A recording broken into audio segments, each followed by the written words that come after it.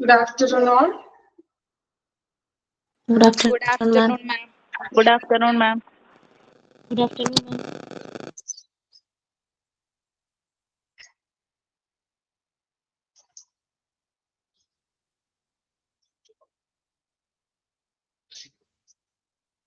ഇപ്പൊ കഴിഞ്ഞ ക്ലാസ്സിൽ നമ്മള് final benefits of biomedical waste management അല്ലെ. ഇപ്പോ ടേബിൾ നമ്മൾ പഠിച്ചു എല്ലാവരും ടേബിള് കാറ്റഗറി 10 വരെ, കാറ്റഗറി 1, 2, 3, 4, 10 വരെ പഠിച്ചു. ദെൻ അതിന്റെ കളർ കോഡുകള്, ഡിസ്പോസൽ മെത്തേഡുകള് എല്ലാം നമ്മൾ പഠിച്ച് കംപ്ലീറ്റ് ചെയ്തു. ഇനി നിങ്ങൾ പഠിച്ചോ ടേബിള്? കഴിഞ്ഞ ക്ലാസ്സിൽ ഞാൻ പറഞ്ഞായിരുന്നു ഇമ്പോർട്ടന്റ് ആണ്, പഠിക്കണം. കുറച്ചൊക്കെ നമ്മൾ ക്ലാസ്സിൽ വെച്ച് തന്നെ ഏകദേശം പഠിച്ചിട്ടുണ്ട്. ബാക്കിയുള്ളത് കംപ്ലീറ്റ് ആയിട്ട് നിങ്ങളോട് ഞാൻ പഠിക്കാൻ പറഞ്ഞിട്ടുണ്ടായിരുന്നു. എത്ര പേര് പഠിച്ചു എന്ന് അറിയില്ല. പഠിക്കാത്തവരുണ്ടെങ്കിൽ അത് കമ്പൽസറി ആയിട്ട് പഠിക്കണം കേട്ടോ.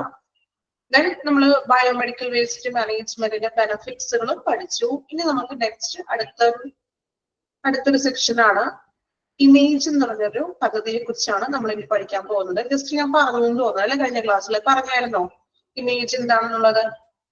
പറഞ്ഞോ? ഒന്നും പറഞ്ഞില്ല. ഇമേജ് എന്താണെന്ന് പറഞ്ഞായിരുന്നോ? പറഞ്ഞു അല്ലെ, ജസ്റ്റ് ഞാൻ കാര്യങ്ങളൊക്കെ പറഞ്ഞിരുന്നു. അപ്പൊ നോക്കാം കേട്ടോ. ഇമേജിന്റെ ഫുൾ ഫോം ആണ് Indian medical association goes eco friendly. പഠിക്കണം കേട്ടോ. അത് ഇമേജ് എക്സാമിന് ചോദിക്കാനുള്ള ക്വസ്റ്റ്യൻ ആണ്. അപ്പം Indian medical association goes eco friendly. നോക്കാം കേട്ടോ. ഇമേജ് എന്താണെന്നാണ് നമ്മൾ പഠിക്കാൻ പോകുന്നത്. ഇമേജിനെ കുറിച്ച് വളരെ ചെറിയ കാര്യങ്ങൾ മാത്രമേ നിങ്ങൾക്ക് പഠിക്കാനായിട്ടുള്ളൂ. ഒരുപാട് അതിന്റെ പ്രോസസ്സോ ഡീറ്റെയിൽസ് ഒന്നുമില്ല. ജസ്റ്റ് എന്താണ് ഇമേജ് എന്നുള്ള ഒരു പദ്ധതി എന്നുള്ളതാണ് നമുക്ക് പഠിക്കാനായിട്ടുള്ളത്. Image associates with all modern medicine healthcare establishment in both private and government-like hospitals based on their bed strength, clinic based on number of rooms and facilities, lab based on diagnostic facility, dental clinic based on the number of dental chairs. Nominal non-returnable fee is being charged at the time of affiliation.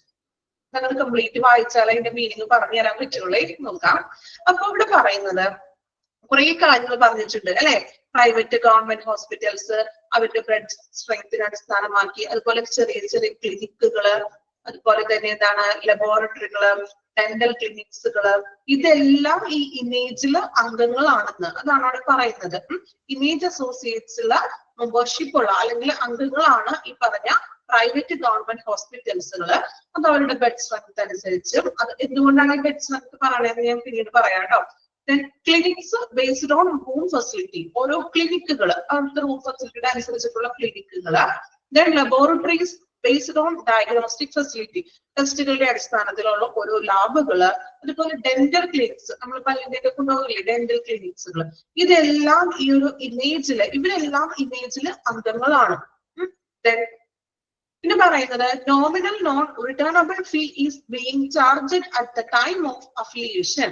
അഫിലിയേഷന്റെ ടൈമില്, അതായത് നമ്മൾ membership എടുക്കുന്ന ആ ഒരു ടൈമില് ഒരു returnable ആയിട്ടുള്ള ഒരു ഫീസ് നമ്മളിൽ നിന്നും ഈടാക്കുന്നു. അതായത് ഒരു ഫീസ് നമ്മൾ മെമ്പർഷിപ്പ് എടുക്കുന്ന ടൈമിൽ ഒരു നിശ്ചിത എമൗണ്ട് നമ്മളിൽ നിന്നും ഈടാക്കുന്നു.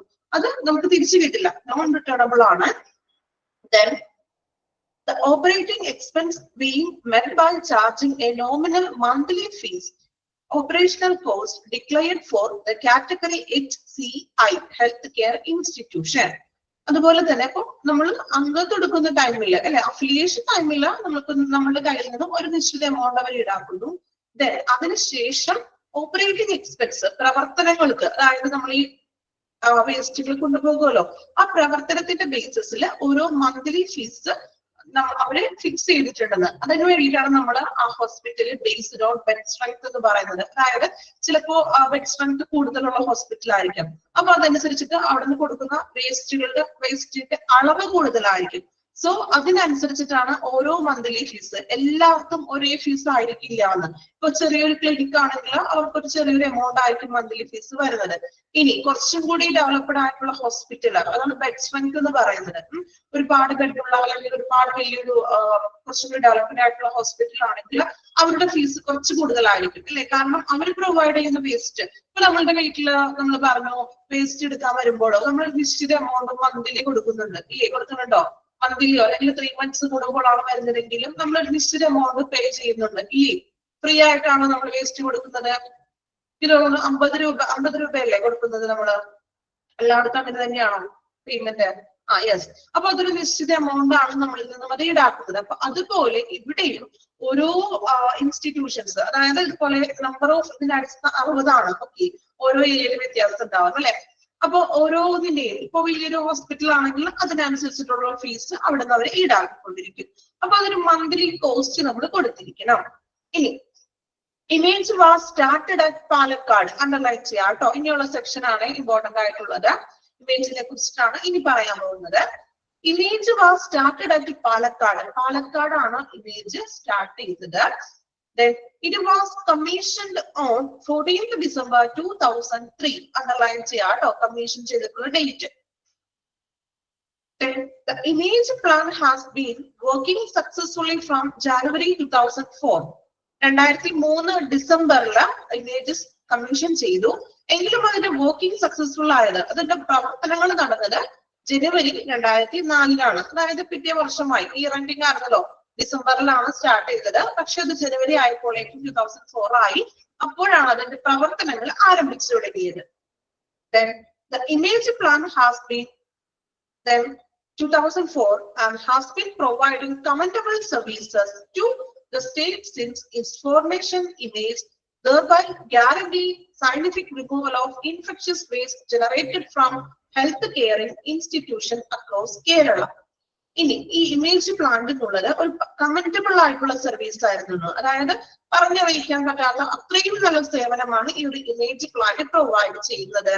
Then image thereby guarantees scientific removal of infection waste generated from health care institution across Kerala. കേരളത്തിലുടനീളമുള്ള ഹെൽത്ത് കെയർ ഇൻസ്റ്റിറ്റ്യൂഷൻസിലുള്ള വേസ്റ്റുകളെ സയന്റിഫിക് ആയിട്ടും അല്ലെങ്കിൽ ശാസ്ത്രീയമായിട്ടുള്ള രീതിയിൽ റിമൂവ് ചെയ്യുന്ന ഒരു മെത്തേഡ് അല്ലെങ്കിൽ ആ ഒരു പ്രോസസ് ആണ് നമ്മൾ ഇമേജ് പ്ലാന്റ് പ്രൊവൈഡ് ചെയ്യുന്നത്.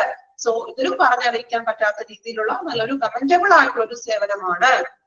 Then within 48 hours, in the line with the provision laid down, the biomedical waste management rules released 2016 released by Ministry of Environment and Forest, Government of India. So ഇവിടെ പറയുന്നത് scientific ആയിട്ട് ഉള്ളൊരു അതായത് hospital health care വേസ്റ്റുകളുടെ scientific ആയിട്ടുള്ള ഒരു removal ആണ് ഈ image പ്ലാനിലൂടെ ചെയ്യുന്നത്. കേരളത്തിൽ ഉടനീളമുള്ള എല്ലാ ഹെൽത്ത് കെയർ ഇൻസ്റ്റിറ്റ്യൂഷൻസിൽ നിന്നും 48 അവേഴ്സിനുള്ളിൽ നമ്മൾ കോൺടാക്ട് ചെയ്ത് 48 അവേഴ്സിനുള്ളിൽ അവർ വന്നിട്ട് ഈ ബയോമാലിന്യങ്ങളെ ശേഖരിക്കുന്നു. ഓക്കെ, ഇതാണ് 48 അവേഴ്സ് എന്ന് പറയുന്നത്. Then in line with the provision laid down the biomedical waste management rules 2016, underline ചെയ്യാം കേട്ടോ. 2016 ബയോമെഡിക്കൽ മാനേജ്മെന്റ് റൂൾസ് നിലവിൽ വരുന്നത്. ഈ റൂൾസ് റിലീസ് ചെയ്തത് ministry of environment and forest of government of കേരളയാണ് ഈ ഒരു റൂൾ റിലീസ് ചെയ്തത്. Then all government കംപ്ലീറ്റ് വായിച്ചിട്ട് നമുക്കൊന്ന് ചുരുക്കി പറയാം കേട്ടോ.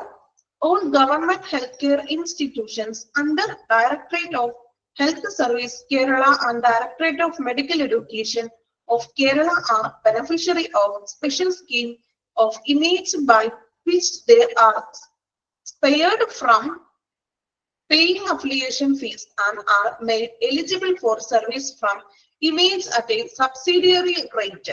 അതായത് all government healthcare institutions, അതായത് എല്ലാ ഗവൺമെന്റ് ഹെൽത്ത് കെയർ ഇൻസ്റ്റിറ്റ്യൂഷൻസ് എന്തിന്റെ കീഴിലുള്ള directorate of health care service, directorate of medical education, ഇതിന്റെ ഈ രണ്ടിന്റെ കീഴിലുള്ള എല്ലാ ഹെൽത്ത് കെയർ ഇൻസ്റ്റിറ്റ്യൂഷൻസും ഇതിന്റെ ഇമേജിന്റെ ബെനിഫിഷ്യറീസ് ആണ്.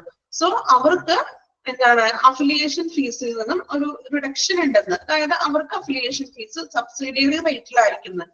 അതായത് ഒരു കുറഞ്ഞ അഫിലിയേഷൻ ഫീസ് മാത്രം ഇവർക്ക് പേ ചെയ്താൽ മതി എന്ന്. അവർക്കൊക്കെ എല്ലാവർക്കും അല്ല.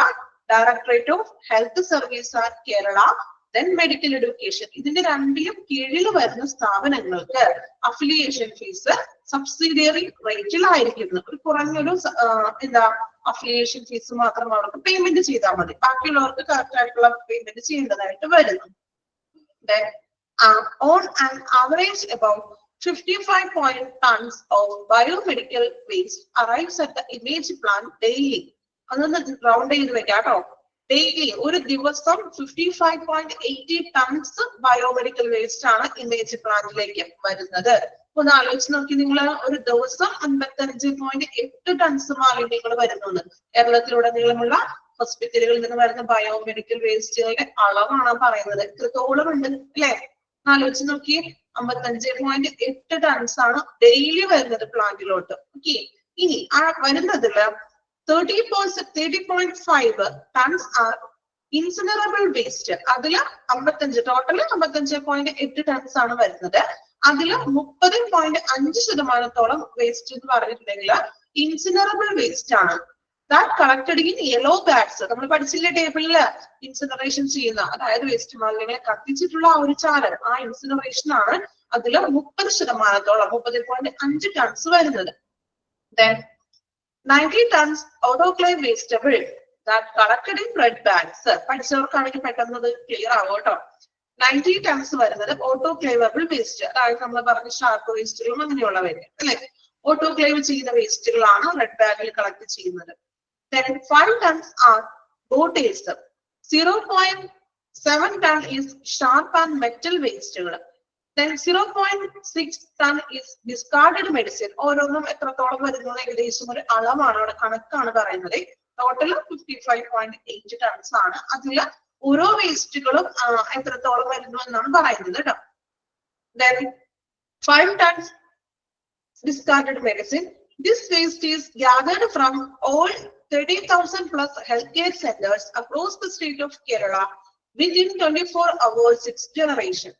കേരളത്തിലുടനീളമുള്ള 13,000 അല്ലെ, 13,000 കൂടുതൽ പ്ലസ് 13,000-ലേറെ ഹെൽത്ത് സെന്റേഴ്സിൽ നിന്നാണ് 24 അവേഴ്സിനുള്ളിലാണ് ഇത്രയും വേസ്റ്റുകൾ നമ്മുടെ ഒരു ദിവസം കളക്ട് ചെയ്യുന്നത്. കണ്ടോ, 10ഓളം വേസ്റ്റുകൾ നമ്മൾ പ്രൊഡ്യൂസ് ചെയ്യുന്നുണ്ട് ഹോസ്പിറ്റലിൽ നിന്നും. സോ ഒരു ദിവസത്തില് 24 അവേഴ്സിനുള്ളിലാണ് ഈ 13,000 പ്ലസ് 13,000-ലേറെയുള്ള ഹെൽത്ത് കെയർ സെന്റേഴ്സിൽ നിന്നും ഇത്തരം 55.8 ടൺസ് വേസ്റ്റ് നമ്മൾ കളക്ട് ചെയ്യുന്നത്.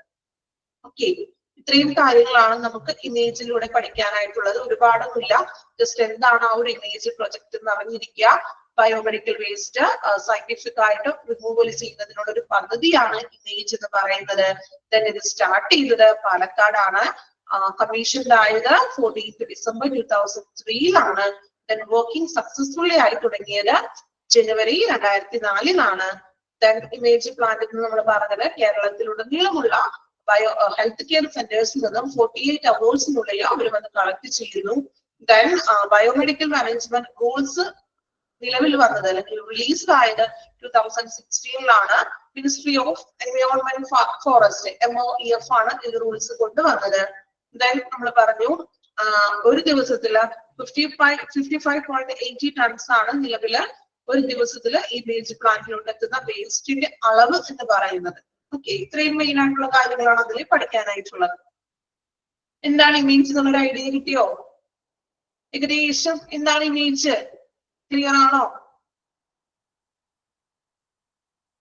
ഇമേജ് ക്ലിയർ ആണോ എല്ലാവർക്കും? എന്ത് പറ്റി? റെസ്പോൺസ് ഒന്നും ഇല്ലല്ലോ, എല്ലാവരും ഉറക്കത്തിലാണോ? ക്ലാസ്സിൽ ഇല്ലേ ആരും? ഉണ്ടോ ക്ലാസ്സിൽ എല്ലാവരും?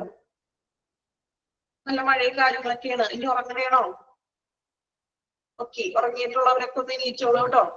ഓക്കെ, ഇനി ഒന്ന് വായിച്ചു നോക്കുക കേട്ടോ. ഇന്ത്യൻ ഇമേജ് ഒന്ന് വായിക്കാം. അതായത് നിങ്ങൾക്ക് ഇനി ഇമേജിനെ കുറിച്ച് കൂടുതലായിട്ട് അറിയണം എന്ന് ആഗ്രഹമുള്ളവരാണെങ്കിൽ ഒന്ന് യൂട്യൂബിലൊക്കെ ഒന്ന് അടിച്ചു നോക്കാം.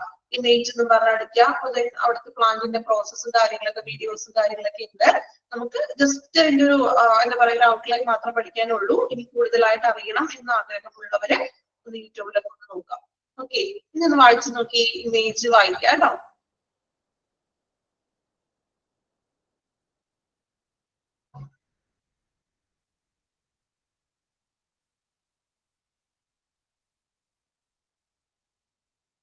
അണ്ടർലൈൻ ചെയ്യേണ്ട കാര്യങ്ങളൊക്കെ അണ്ടർലൈൻ ചെയ്യുക. പാലക്കാട് എന്നുള്ളത് അണ്ടർലൈൻ ചെയ്യണം. ഇയറുകളൊന്ന് അണ്ടർലൈൻ ചെയ്ത് വെക്കണം. ദെൻ 55.80 ടൺസ് അതും ഒന്ന് നോട്ട് ചെയ്ത് വെക്കുക കേട്ടോ.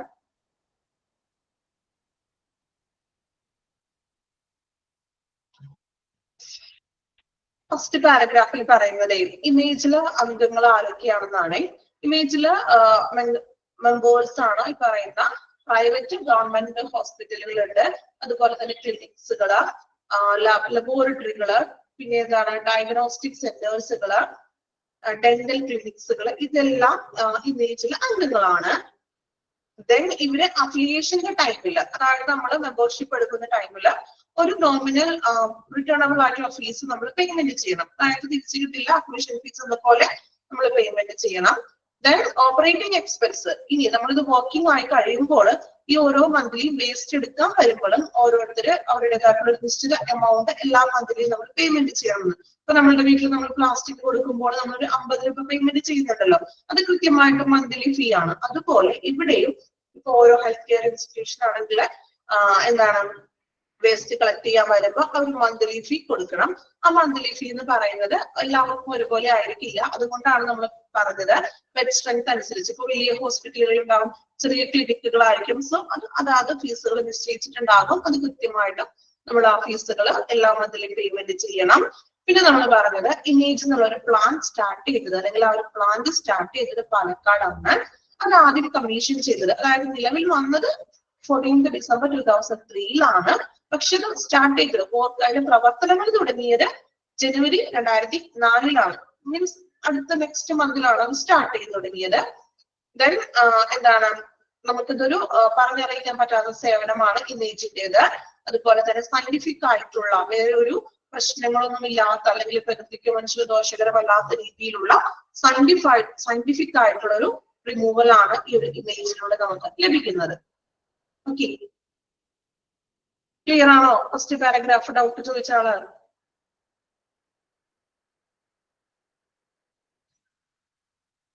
ഇനി ഒന്ന് വായിച്ചു നോക്കാം കേട്ടോ. വായിച്ചു നോക്കിക്കോളൂ. അതില് ഇമ്പോർട്ടന്റ് ആയിട്ടുള്ള ഡേറ്റുകളും പിന്നെ എവിടെയാണ് സ്റ്റാർട്ട് ചെയ്തത് അതൊക്കെ ഒന്ന് ഇമ്പോർട്ടൻസ് ആണ് കേട്ടോ. പിന്നെ അതിൽ മെമ്പർഷിപ്പ് ഒക്കെയാണ് ആദ്യം പറയുന്നത്. ബാക്കി നിങ്ങളൊന്ന് വായിച്ച് മനസ്സിലാക്കുക.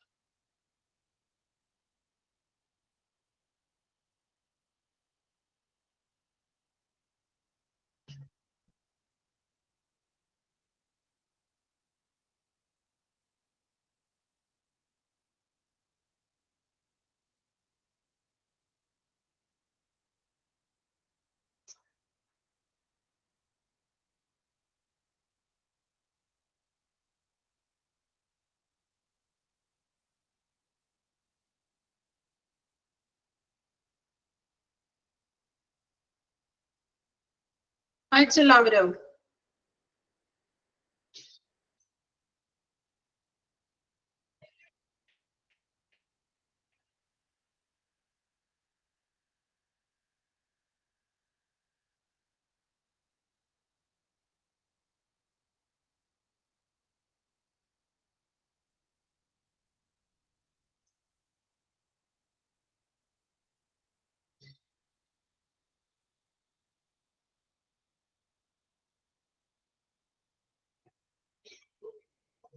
ഓക്കെ, കംപ്ലീറ്റ് ചെയ്തോ? ഇമേജ് എന്താണെന്നുള്ള ഐഡിയ ഒക്കെ കിട്ടിയോ എല്ലാവർക്കും? ക്ലിയർ ആണോ ഇമേജ്? ഓക്കെ, അപ്പൊ ഇനി കൂടുതലായിട്ട് ഇമേജിനെ കുറിച്ച് അറിയണം എന്ന് ആഗ്രഹമുള്ളവര് ഒന്ന് യൂട്യൂബ് ഒക്കെ നോക്കുക. വീഡിയോസ് ഒക്കെ ഉണ്ട്, അതില് നമുക്കൊന്ന് കാണാം കേട്ടോ. നമുക്ക് ഇത്രയും പഠിക്കാനായിട്ടുള്ളൂ. നെക്സ്റ്റ് വൺ സിംബൽസ് ആണ് കേട്ടോ. കുറച്ച് വേസ്റ്റിനെ കുറിച്ചിട്ടുള്ള സിംബൽസുകളാണ്. നോക്കാം. സിമ്പിൾസ് ഒന്ന് നോക്കി വെക്കണം കേട്ടോ, കാരണം എക്സാമിന് ചിലപ്പോ സിമ്പിൾസ് ചോദിച്ചിട്ട് അതിനെ ഡിനോട്ട് ചെയ്യുന്നത് എന്താണെന്ന് ചോദിക്കാറുണ്ട്. ഫസ്റ്റത്തെ സിമ്പിൾസ് ബയോ ഹസാർഡ്, അതായത് ബയോമാലിന്യങ്ങളൊക്കെ സൂചിപ്പിക്കുന്നത് കണ്ടോ. ഇപ്പൊ സിമ്പിൾസ് ഒന്ന് മൈൻഡിൽ ഒന്ന് ഓർത്ത് വെക്കണം. എന്താ പറയാ 3 റൗണ്ട്സ് പോലത്തതാണ് ബയോ ഹസാർഡ്സ്. ദെൻ അടുത്തതാണ് സൈറ്റോടോക്സിക്. നമ്മൾ പഠിച്ചില്ലേ സൈറ്റോടോക്സിക് ഡ്രഗ്സുകൾ. ഒരു ട്രയാങ്കിളില് ഒരു ചിഹ്നം കൊടുത്തിട്ടുണ്ട്, അതാണ് സൈറ്റോടോക്സിക്കിനെ സൂചിപ്പിക്കുന്നത്. ദെൻ മൂന്നാമതായിട്ട് warning infectious waste dispose of properly. Infectious വേസ്റ്റുകൾ പ്രോപ്പർലി ആയിട്ട് ഡിസ്പോസ് ചെയ്യുക. Then last one caution chemotherapy. Chemotherapy ചെയ്യുന്ന ഒരു ഏരിയയിലൊക്കെ വെക്കുന്ന സിമ്പിളാണ്. പെട്ടെന്നൊന്ന് നോക്കിയ സിമ്പിൾസ് ഒന്ന് നോക്കി മനസ്സിലാക്കി വെക്കുക കേട്ടോ. എക്സാമിന് ചിലപ്പോൾ സിമ്പിൾ ചോദിക്കും. ജസ്റ്റ് ഒന്ന് നോക്കാം കേട്ടോ സിമ്പിൾ.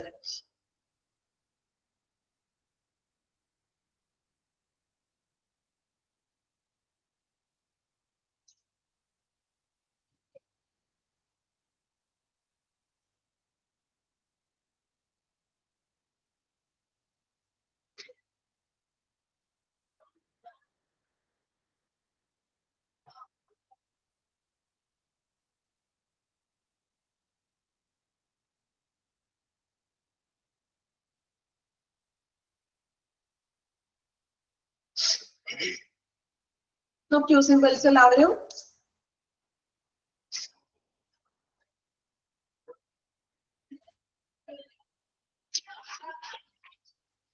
ഓക്കെ, നെക്സ്റ്റ് വൺ നോക്കാം. Management and administration must make sure that. അപ്പോ ഇനി വേസ്റ്റിന്റെ ഭാഗത്തു നിന്നും മാനേജ്മെന്റും ഹോസ്പിറ്റലിലെ മാനേജ്മെന്റും അഡ്മിനിസ്ട്രേഷനും ഉറപ്പുവരുത്തേണ്ട കാര്യങ്ങൾ എന്തൊക്കെയാണെന്ന്. അതായത് വേസ്റ്റ് ഹാൻഡിൽ ചെയ്യുമ്പോഴും കൈകാര്യം ചെയ്യുമ്പോഴും മറ്റും മാനേജ്മെന്റും അതുപോലെ തന്നെ അഡ്മിനിസ്ട്രേഷനും ഉറപ്പ് നൽകേണ്ട കാര്യങ്ങൾ നോക്കാം. Every hospital must have well-defined awareness and training program for all the category of personnel concerning BMW, biomedical waste. അതായത് എല്ലാ ഹോസ്പിറ്റലും അത് ബയോമെഡിക്കൽ വേസ്റ്റ് ഹാൻഡിൽ ചെയ്യുന്ന പേഴ്സണൽസിന് വേണ്ടി, അതായത് അവർക്ക് ഹാൻഡിൽ ചെയ്യുന്ന സ്റ്റാഫുകൾക്ക് വേണ്ടിയിട്ട് ട്രെയിനിങ് പ്രോഗ്രാമും അവയർനെസ് പ്രോഗ്രാംസുകളും അറേഞ്ച് ചെയ്യണം. അതായത് ഇപ്പോൾ സേഫ്റ്റി സെക്യൂരിറ്റി ക്ലാസ്സുകളൊക്കെ പോലെയുള്ള അവയർനെസ് ട്രെയിനിങ് പ്രോഗ്രാംസുകൾ എന്ത് ചെയ്യുക, അറേഞ്ച് ചെയ്യുക അവരുടെ സുരക്ഷയ്ക്ക് വേണ്ടിയിട്ട്. Then training has to be given in suitable language in a manner that is acceptable. Each hospital should set up a hospital waste management committee. അതായത് ട്രെയിനിങ് കൊടുക്കേണ്ടത് സ്യൂട്ടബിൾ ആയിട്ടുള്ള ലാംഗ്വേജിലായിരിക്കണം. എല്ലാവർക്കും ഒരുപോലെ മനസ്സിലാകുന്ന, അക്സെപ്റ്റ് ചെയ്യാൻ പറ്റുന്ന ലാംഗ്വേജ്. മലയാളത്തിലാണെങ്കിൽ ഏറ്റവും കൂടുതൽ എന്തായിരിക്കും, മലയാളത്തിൽ തന്നെ ട്രെയിനിങ്സും അവയർനെസ് ക്ലാസ്സുകളും അറേഞ്ച് ചെയ്യണം. അതുപോലെ each hospital should set up hospital waste management committee. ഓരോ ഹോസ്പിറ്റലിൽ ഒരു വേസ്റ്റ് മാനേജ്മെന്റ് കമ്മിറ്റി രൂപീകരിക്കണം. ഒരു കമ്മിറ്റി അതിനെ രൂപീകരിക്കണം.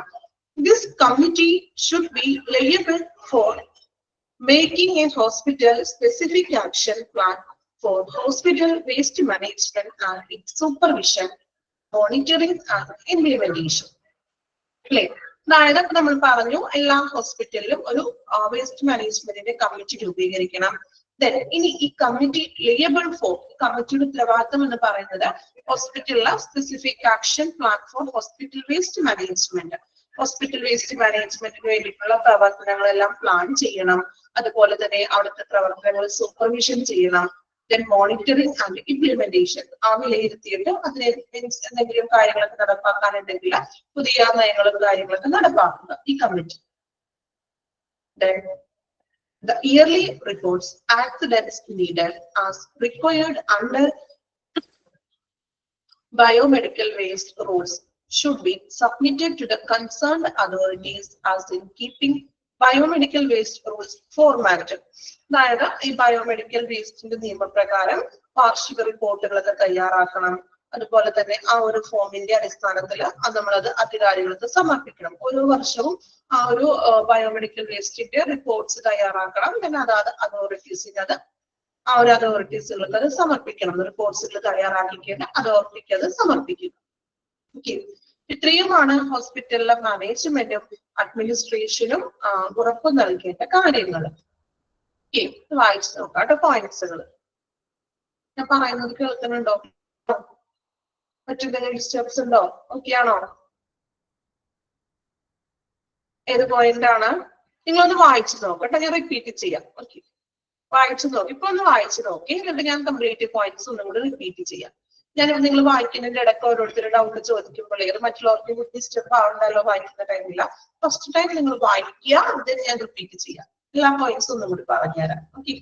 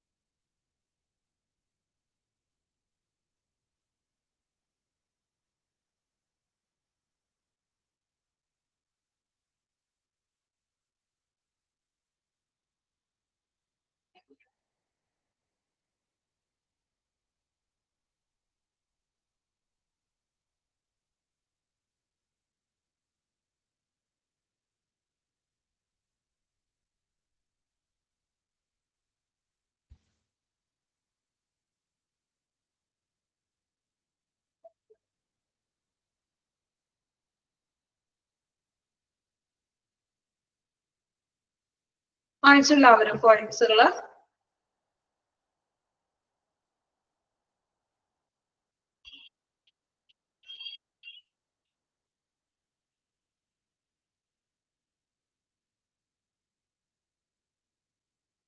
കംപ്ലീറ്റ് ചെയ്തു എല്ലാവരും?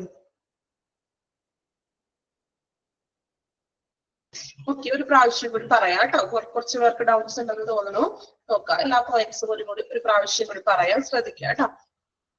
ഫസ്റ്റ് വൺ പറയുന്നത്, every hospital must have well defined awareness and training program for all the category of personnel concerning BMW. അതായത് biomedical waste കൈകാര്യം ചെയ്യുന്ന പേഴ്സണൽസിന്, അതായത് സ്റ്റാഫുകൾക്ക് അവർക്ക് അവയർനെസ് ക്ലാസ്സുകളും ട്രെയിനിങ് പ്രോഗ്രാംസും അറേഞ്ച് ചെയ്ത് കൊടുക്കുക. Training has to be given in suitable language in a manner that is acceptable. എല്ലാവർക്കും accept ചെയ്യാൻ പറ്റുന്ന രീതിയിലുള്ള ലാംഗ്വേജിലായിരിക്കണം ട്രെയിനിങ് കൊടുക്കേണ്ടത്. Then each hospital should set up a hospital waste management committee.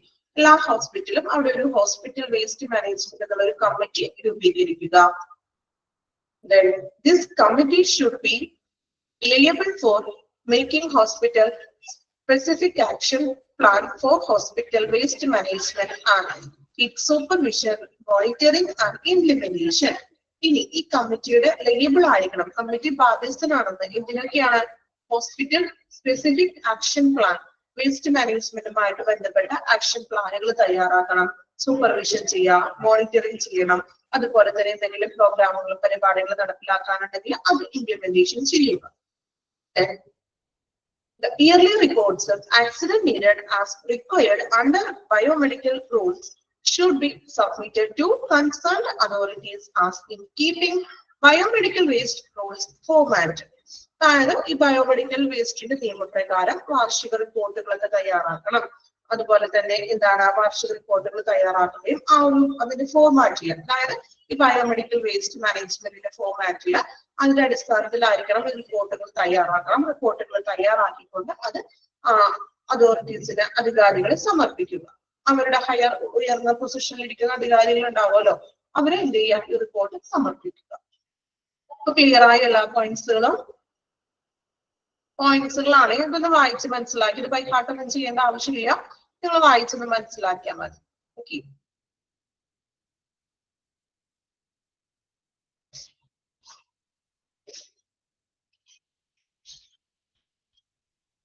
Complete ആണല്ലോ. ഇനി നെക്സ്റ്റ് അടുത്തൊരു സെക്ഷന് കൂടി ഉള്ളൂ. നമ്മുടെ ഈ ഒരു ചാപ്റ്ററിന്റെ ലാസ്റ്റ് ഭാഗമാണ് മെഷേഴ്സ് ഫോർ വേസ്റ്റ് മിനിമൈസേഷൻ. ഇനി ഈ ബയോമെഡിക്കൽ മാലിന്യങ്ങളെ മിനിമൈസ് ചെയ്യാൻ, കുറയ്ക്കാനായിട്ടുള്ള മാർഗങ്ങൾ എന്തൊക്കെയാണെന്ന്, മിനിമൈസ് ചെയ്യാനായിട്ടുള്ള മാർഗങ്ങൾ നോക്കാം. As far as possible, purchase of reusable items made of glass and metals should be promoted. ഇപ്പൊ കൂടുതലും ഗ്ലാസും മെറ്റലും കൊണ്ടിട്ടുള്ള വസ്തുക്കൾ നമ്മൾ റീയൂസ് ചെയ്യാൻ പറ്റുന്ന രീതിയിലുള്ള വസ്തുക്കൾ നമ്മൾ ഉപയോഗിക്കാം. കഴിവതും അങ്ങനെയുള്ള വസ്തുക്കൾ ഉപയോഗിക്കുക. Choose non PVC plastic items. PVC അല്ലാത്ത തരത്തിലുള്ള പ്ലാസ്റ്റിക് ഐറ്റംസുകൾ നമ്മൾ ഉപയോഗിക്കുക. Adopt procedures and policies for genuine management of waste produced. അതായത് ആ ഒരു ഉത്പാദിപ്പിക്കുന്ന ഒരു ഘട്ടത്തിൽ തന്നെ ഇപ്പൊ വേസ്റ്റ് പ്രൊഡ്യൂസ് ചെയ്യുന്ന ആ ഒരു ഘട്ടത്തിൽ തന്നെ അതിന്റെ എങ്ങനെയാണ് അതിനെ നമ്മൾ റീയൂസ് ചെയ്യേണ്ടത്, ഡിസ്പോസൽ ചെയ്യേണ്ടത്, ആ ഒരു നടപടി നയങ്ങളൊക്കെ നമ്മൾ സ്വീകരിക്കണം. അതായത് ഇപ്പൊ ഉത്പാദിപ്പിക്കുന്ന ആ ഒരു ടൈമിൽ തന്നെ നമുക്ക് ഇന്ന രീതിയിൽ അതിനെ നമുക്ക് ഓട്ടോക്ലേവിംഗ് ആണോ ഇൻസിനറേഷൻ ആണോ ഏത് മെത്തേഡ് വേണം എന്നുള്ളത് നമ്മൾ പ്രൊഡ്യൂസ് ചെയ്യുന്ന ടൈമിൽ തന്നെ നമ്മൾ തീരുമാനിക്കാം. Then last point, establish effective and sound recycling policy of plastic recycling and contact with authorized manufacturers. അതായത് പ്ലാസ്റ്റിക്കിന്റെ റീയൂസിനായിട്ട് നമ്മൾ ഫലപ്രദമായിട്ടുള്ളത് നയം സ്ഥാപിക്കണം. അതായത് ഇപ്പൊ നമ്മൾ പറഞ്ഞല്ലോ ഇപ്പൊ ഹൈ ക്വാളിറ്റി ഉള്ള റീയൂസ് ചെയ്യാൻ പറ്റുന്ന രീതിയിലുള്ള പ്ലാസ്റ്റിക്കുകളൊക്കെ ഉപയോഗിക്കാം. ദെൻ അതിന്റെ ഓതറൈസ്ഡ് മാനുഫാക്ചേഴ്സ് നിർമ്മാതാക്കളുമായിട്ടൊക്കെ നമ്മൾ ചോദിച്ചറിഞ്ഞ് റീയൂസ് ചെയ്യാൻ പറ്റുന്നതാണോ അങ്ങനെയുള്ളതൊക്കെ ചോദിച്ചറിഞ്ഞിട്ട് അങ്ങനെയുള്ള പ്ലാസ്റ്റിക് ഐറ്റംസുകൾ നമ്മൾ റീയൂസ് ചെയ്യാൻ പറ്റുന്ന രീതിയിലുള്ളത് ഫലപ്രദമായിട്ടുള്ള രീതിയിൽ നമ്മൾ അത് ഉപയോഗിക്കുക. ഓക്കെ, ഒന്ന് വായിച്ചു നോക്കാം കേട്ടോ. Measures for waste minimization. First പോയിന്റിൽ പറയുന്നത് എന്താണ്? ഗ്ലാസ്, മെറ്റല് തുടങ്ങിയ കൊണ്ട് നിർമ്മിച്ചിട്ടുള്ള റീയൂസ് ആയിട്ടുള്ള വസ്തുക്കൾ ഉപയോഗിക്കാം.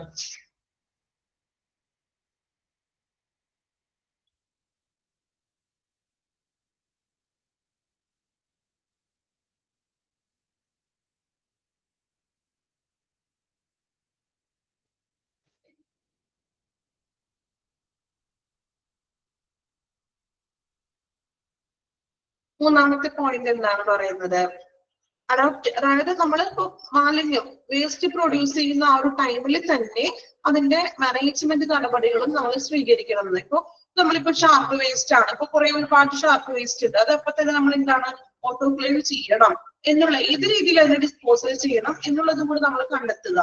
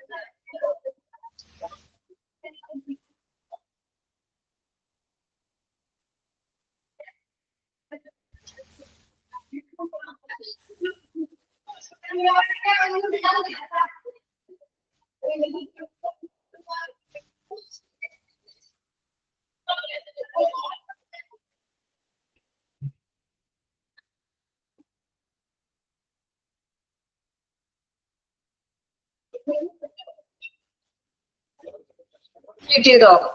Measures for waste minimization. നമ്മുടെ ഈ ബയോമെഡിക്കൽ വേസ്റ്റ് എന്ന് പറയുന്ന ചാപ്റ്റർ കംപ്ലീറ്റ് ആയിട്ടുണ്ട് അല്ലെ? എത്ര പെട്ടെന്നാണ് നമ്മുടെ ഈ ഒരു ചാപ്റ്റർ കംപ്ലീറ്റ് ആയത്? പെട്ടെന്ന് കഴിഞ്ഞില്ലേ? കഴിഞ്ഞോ?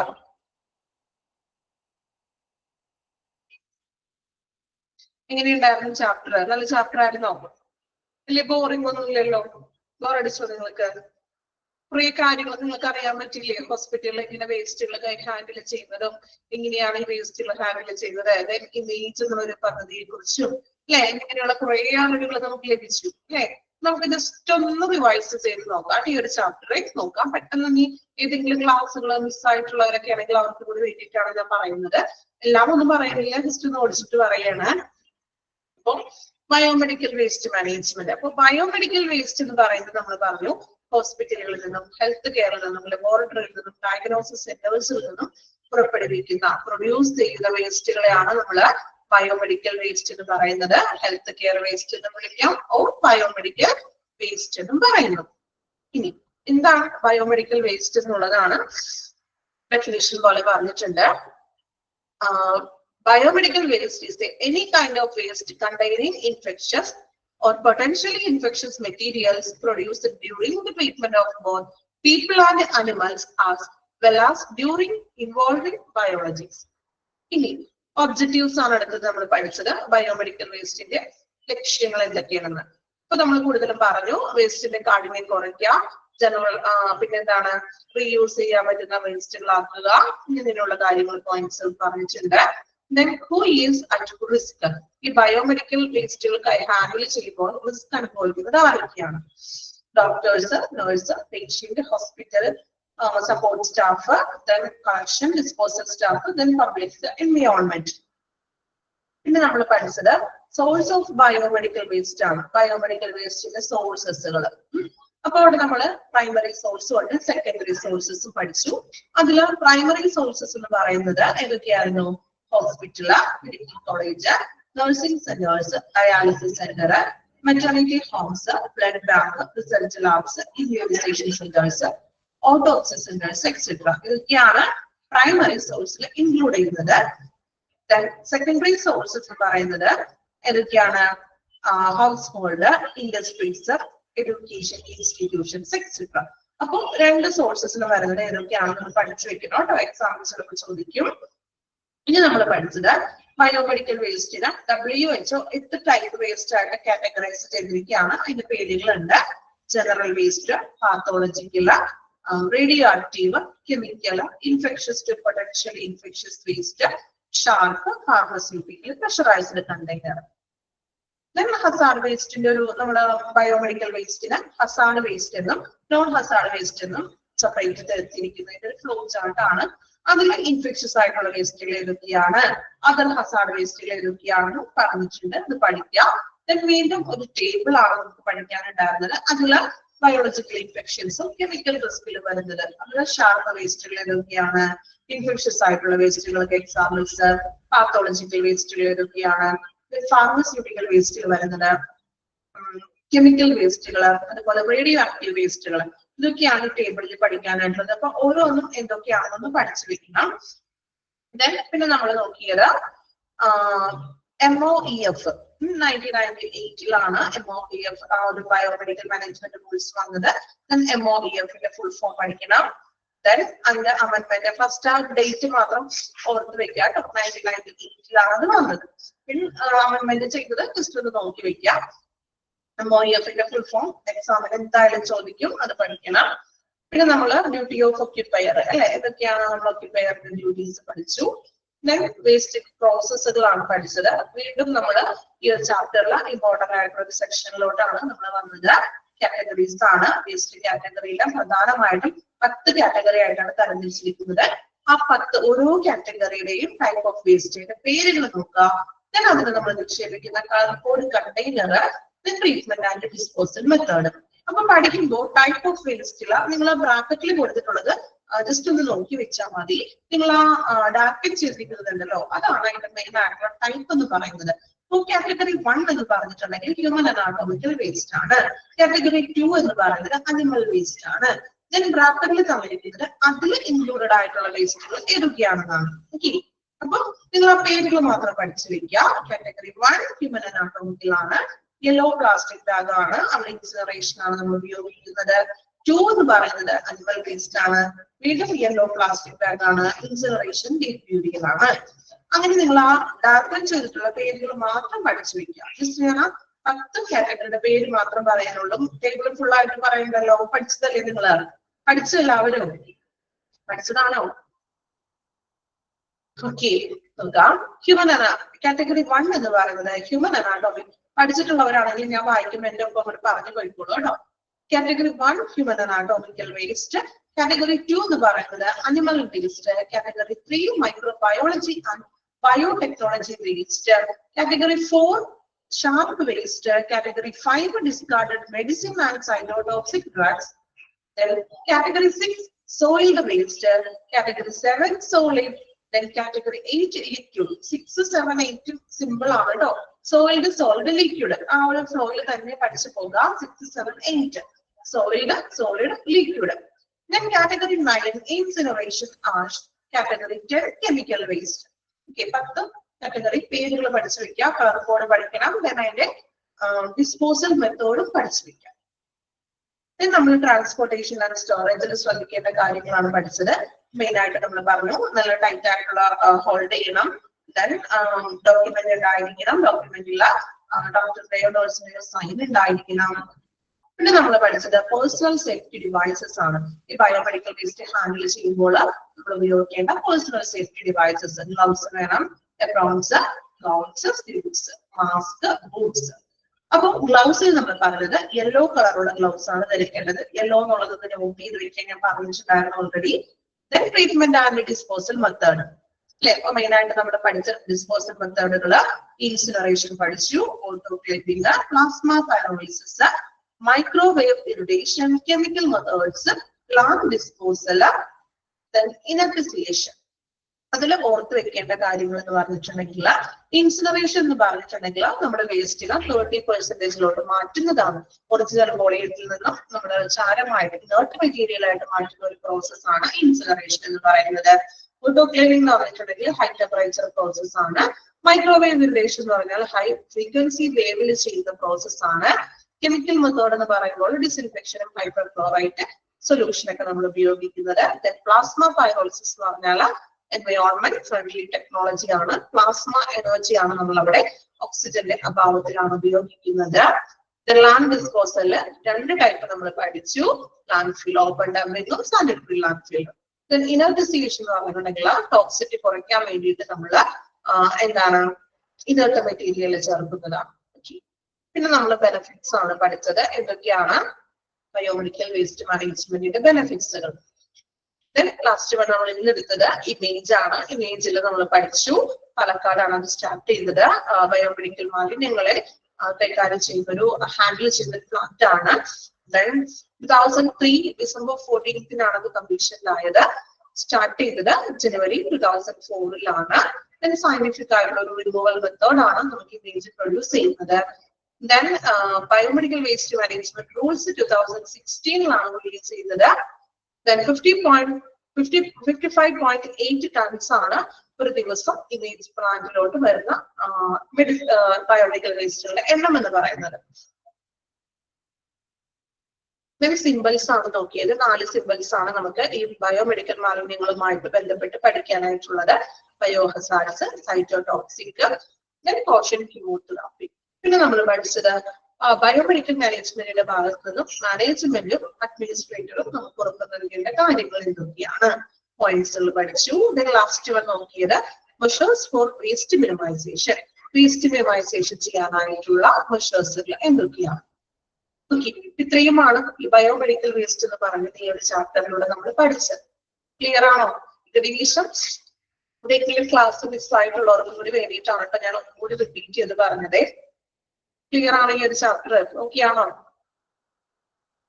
ജസ്റ്റ് ഒന്ന് വായിച്ചു നോക്കി, ഒന്ന് കംപ്ലീറ്റ് ഒന്ന് ഓടിച്ചിട്ട് വായിച്ചു നോക്കുക കേട്ടോ.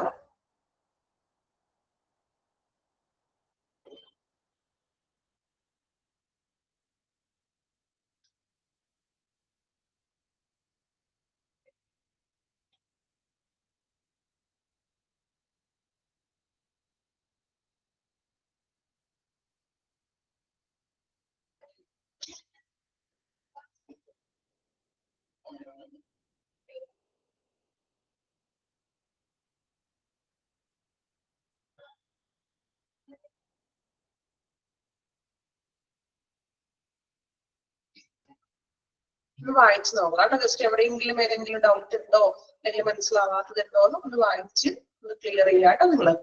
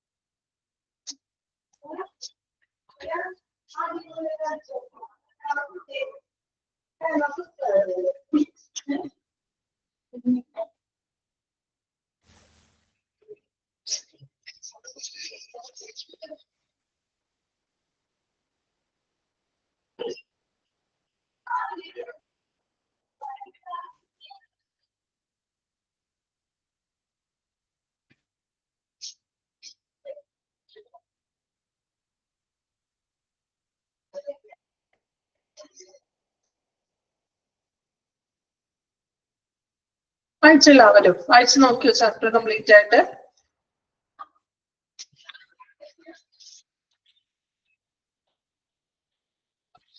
ക്ലിയർ ആണോ വായിച്ചിട്ട് ചാപ്റ്റർ? ഓക്കെ ആണോ?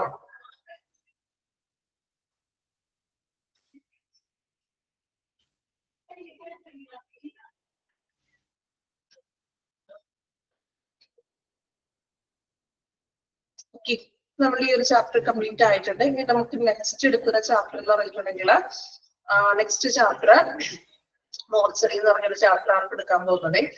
അല്ലെ, മോർച്ചറി എന്ന് പറയുമ്പോൾ എല്ലാവർക്കും കുറച്ച് പേടിയുള്ള ഒരു കാര്യമാണ് അല്ലെ. മോർച്ചറിയിൽ നിങ്ങൾ ആരെങ്കിലും കണ്ടിട്ടുണ്ടോ അല്ലെങ്കിൽ കയറിയിട്ടുണ്ടോ എന്ന് ചോദിക്കറിയില്ല. അപ്പൊ മോർച്ചറി വളരെ ചെറിയൊരു ചാപ്റ്റർ ആണ് കേട്ടോ. ഹോസ്പിറ്റലിലെ ഒരു ഭാഗമാണല്ലോ മോർച്ചറി എന്ന് പറയുന്നത്. അപ്പോ അതിനെ കുറിച്ചാണ് നമ്മളുടെ നെക്സ്റ്റ് അടുത്ത ചാപ്റ്റർ വരുന്നത്. ജസ്റ്റ് അടുത്ത ദിവസം ഒന്ന് വായിച്ചിട്ട് വരണം. ഓക്കെ, ഇൻട്രൊഡക്ഷൻ ഭാഗം മാത്രം ജസ്റ്റ് ഒന്ന് വായിച്ചാൽ മതി. ചെറിയ ചാപ്റ്റർ ആണ്, ഒരുപാടൊന്നും പഠിക്കാനില്ല. അത്യാവശ്യം എന്താണ് മോർച്ചറി, അവിടുത്തെ കുറച്ച് കാര്യങ്ങളൊക്കെയാണ് നമുക്ക് പഠിക്കാനായിട്ടുള്ളത്. ഒരുപാടൊന്നുമില്ല, ചെറിയൊരു ചാപ്റ്റർ ആണ് കേട്ടോ. അപ്പോ അടുത്ത ദിവസം ഒന്ന് വായിക്കാതെ ദെൻ നമ്മൾ എടുത്ത ചാപ്റ്റേഴ്സിൽ കൃത്യമായിട്ട് പഠിച്ചു പോകാം. ഓക്കെ, വേറെ ഡൗട്ട്സ് ഒന്നും ഇല്ലല്ലോ? എന്തെങ്കിലും ചോദിക്കാനുണ്ടോ? ക്ലാസ് ഒക്കെ ഓക്കെ ആണോ? ബുദ്ധിമുട്ട് എന്തെങ്കിലും ഉണ്ടോ? ക്ലാസ് ഫോളോ ചെയ്യാനോ എന്തെങ്കിലും ബുദ്ധിമുട്ടുകളൊന്നും ഇല്ലല്ലോ? ഓക്കെ ആണോ?